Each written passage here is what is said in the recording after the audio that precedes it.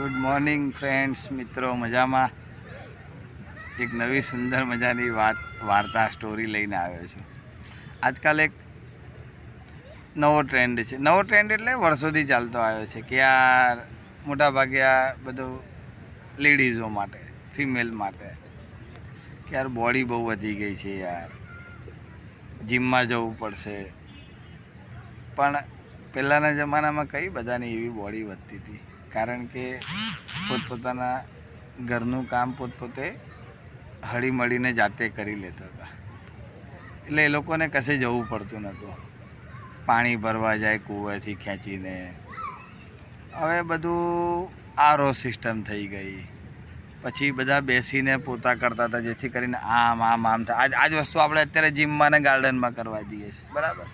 હવે આ બધું આમ ને આ બધું હવે કચરા ને પોતાના ઘરના છોડી દીધા, કામવાળા બંધાઈ દીધા.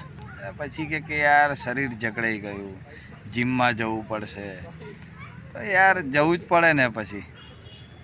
તો એના કરતાં બેટર છે કે તમે તમારા ઘરનું પોતાનું જ કામ થોડું જાતે કરી લેતા હોય તો તમારે કશે જવું ના પડે, જીમમાં નહીં કે કશે નહીં. સાચી વાત છે ને મિત્રો? ચાલો, આવી નવી કંઈક વાર્તાઓ લઈને આવીશું પછી, બરાબર. ધન્યવાદ. Have a good day.